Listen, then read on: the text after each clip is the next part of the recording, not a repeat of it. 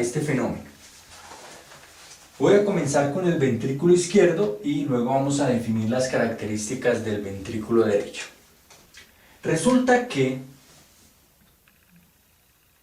al generarse esa fuerza, ese incremento de la presión dentro del ventrículo y producir el choque de las válvulas, producir el acortamiento en el espacio que había entre las valvas y su choque, que se graficaría más o menos así.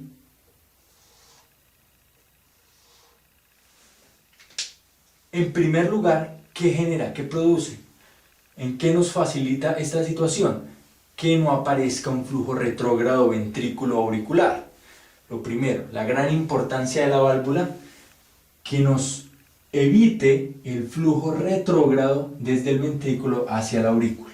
Y en segundo lugar, que se le permita a la sangre dirigirse por las vías arteriales.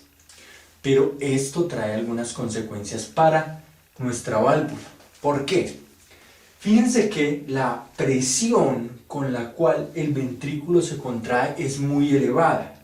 Por ejemplo, en el ventrículo izquierdo se maneja una presión alrededor de 80 milímetros de mercurio. El corazón tiene que llegar casi hasta una presión de 80 milímetros de mercurio para lograr abrir estas válvulas.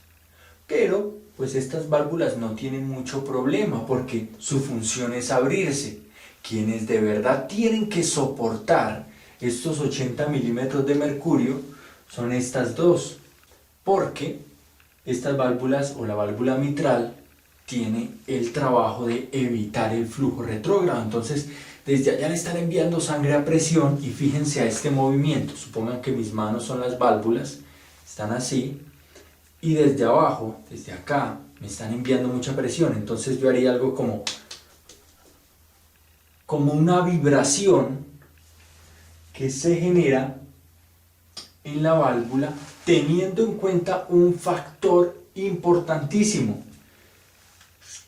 que la naturaleza dispuso un sistema para evitar la inversión de la válvula, para evitar que la válvula, por esa presión que se generó, se invirtiera y la sangre fluyera hacia la aurícula. ¿Cuál es ese sistema? Un sistema de agarre.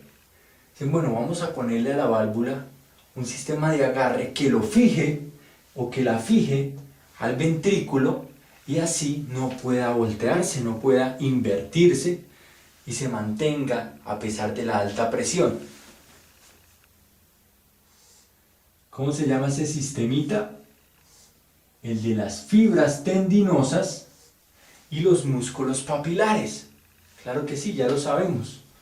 Los músculos papilares que están o que salen de la parte interior de los ventrículos y esas fibras tendinosas que conectan los músculos con las válvulas y que le permite a la válvula tener como ese punto de anclaje y evitar que la gran presión genere esto. No, se mantienen ahí, claro, bajo mucha presión.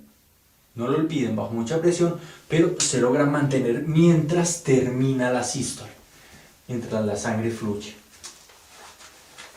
Lo que quiero recalcar en este momento es que la vibración de la válvula, si vieron ese movimiento así como de mucha presión, mucha vibración, hace que, o mejor, se transmite a través de las fibras tendinosas, de los músculos papilares, de la sangre, ojo, de la sangre, y de hecho a través del músculo ventricular.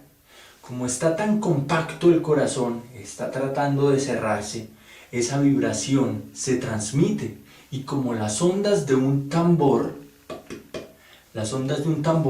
acá comenzamos a tocarlas, a hacerlas vibrar, a hacer vibrar el tambor, la piel del tambor, pues el sonido que se genera se transmite a través de la sangre, las fibras tendinosas, los músculos papilares y la masa de los ventrículos.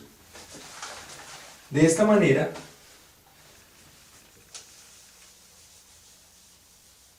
el sonido generado por el choque, ese sonido, un tambor, cuando le pegamos al tambor, se transmite desde acá, originado en la válvula, por toda la masa del ventrículo izquierdo, prácticamente hasta morir en el ápex, en la punta cardíaca, allá, en la punta del corazón.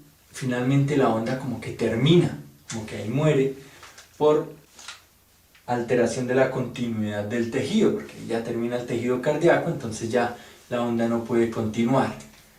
Pero si ven, la razón en primer lugar, la razón por la cual la válvula mitral al cerrarse genera un sonido y cómo este sonido se transmite a través del ventrículo es bien importante. Más adelante lo vamos a correlacionar con los focos de auscultación. Por ahora quiero que tengan en cuenta el mecanismo por el cual se genera la vibración y la transmisión del sonido. Ahora, ¿qué pasa en el ventrículo derecho? El mismo fenómeno. Comienza la contracción, aumenta la presión, se genera el cierre de la válvula auriculoventricular, la válvula choca, se une, una vibración que se transmite a través de todo, fibras, músculos, sangre, que está compacta, que está como una sola masa. Pero la diferencia es en la manera como viaja la onda, o a dónde viaja la onda, porque el ventrículo izquierdo tiene una ventaja, y es que la punta, debido a la forma del corazón, la punta se encuentra a su lado, en el lado izquierdo. El corazón naturalmente no tiene esta forma, como ustedes lo han visto, sino tiene una